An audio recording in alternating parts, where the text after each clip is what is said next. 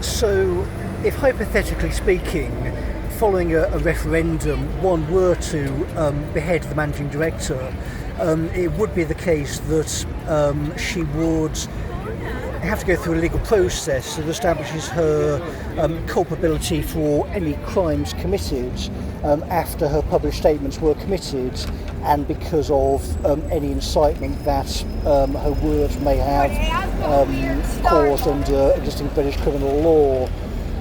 She's been told explicitly that this is akin to thalidomide and Lysenkoism.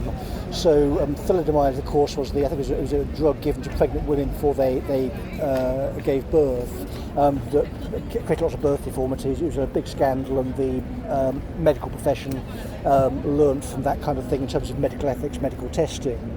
And Lysenkoism, of course, refers to Trofim Lysenko, the Soviet pseudoscientist who came up with the idea of collectivist grain. If we just plant grain very close to each other, they'll be best of friends, but they caused crop failures and famines, this kind of thing. So he's another crackpot who goes along with Hegelian nonsense. But I've lost the train of thought now for some reason. I can't think why. But yeah, so the legal liability would come from her published statements through time. So of course, it's already been established that this is just an attack strategy, effectively. Not exactly hard to work this one out. It was given to her court, her most senior lawyers in 2020. Joanna Campbell's on the case, so she's still making these kind of statements. It's obviously intention, so someone's off to jail. So it's clearly erroneous at this point because she's criminally negligent. You can't actually behave like that in a public body. So we would just logically, I think, given the proposals on the table from the party leadership, given you're a member of the Cromwell Club, it would just be a legal inference. So just think of these things through. Does the legal inference work if I'm not here? So you think the logic through. Does it work? It's like a maths class in school. Does the equation work if teacher is not there? Well, if it does, then you should probably follow the advice. So because Birmingham's been run on this revolting nonsense, they've completely destroyed the organisation. Their compliance officers have looked at it and gone, no, see it. But yeah, it's become quite clear that what's happened is because the buildings are still here. So if you're thinking of the history of this kind of place, you're also respectful to the country that is not yours. Because a lot of people actually using these buildings, these are just ruins left over from the prior civilization. They can take over and use for their own purposes. And of course in Birmingham it's just so obvious because they're building buildings especially for that purpose. So Woodcock Street, of course, has been sold to the university, probably sort of buried the bodies effectively. So you had lots of Birmingham City Council related activity there pre-pandemic. It's now been sold, and I presume files and things have been destroyed.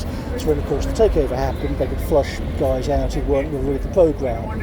But in compliance, all we have to do is sit there with a laptop looking at these crooks, recording what they're saying, and by recording, primate brain, analysing, recording, along with, of course, written records, video, audio, that kind of stuff. So, same with any crimes. Similar, later down the line, you say, hello officer, here's how it went, and they get through the process, criminals are caught, and off to jail they go. But because of the total breakdown, of course, at the moment of law and order in the city, you can't, there is no criminal justice system, so there's no point in trying to engage. You do, of course, daily because it's your job and you have to. The law says you have to. But if people in Birmingham clearly won't follow the law, and because there's this sort of implied threat of these sort of various nasty gang members if you go against the nonsense at this point, people just behave like this. But because of the modern management theory, you devote to Parvini, so they go into the polis, find a woman who will say and do something in exchange for money. That's what Deborah Gentieri is doing. Just in logical terms, you can say this is insulting if you want. This is just what she's observed me doing. And then they can't find an adult man with a reputation who will look at this and say, yeah, I totally stand by that, I agree with totally everything, she's totally above board, yeah, all fine. because it's fairly obvious that no one's going to at this point, are they? It would just be not only career suicide, it will be jail terms based on what we've already put into their databases. So because Max Corler wouldn't engage, it's now down to him, isn't it? There's absolutely no reason why he should be allowed to just sort of wander off, given the submissions that he's had, given that we've been in the court service for all that time.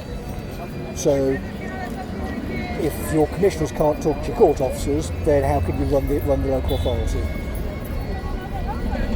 It's just an absurdity, isn't it? So something's got to give. I mean, you can, again, police source listers, you may want to go and have a chat with McGrath and Co in Central Birmingham, see if they can get a referral to someone like John Holbrook, who can possibly recommend a third party. I don't think funding is going to be terribly difficult. There's probably going to be quite a lot of money to do that. It's just the bureaucrats aren't complying. They're pretending to be a computer, and you can't do that. The fact that we're quoting Baudrillard doesn't mean the response is to try to become a computer. It means you have to be trying to become a human, which they're not doing because they can't explain what they're doing.